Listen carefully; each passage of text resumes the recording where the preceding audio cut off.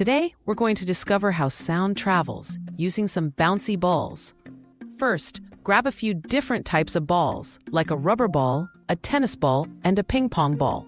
Start by dropping each ball on a hard surface, like a tile floor, and listen closely. The rubber ball makes a loud bounce, while the soft tennis ball sounds quieter, and the ping pong ball is even softer. Next, let's take it up a notch. Try dropping the same balls on a carpet. Notice how the sounds change? This is all about how sound waves travel. Hard surfaces reflect sound better, making a louder noise.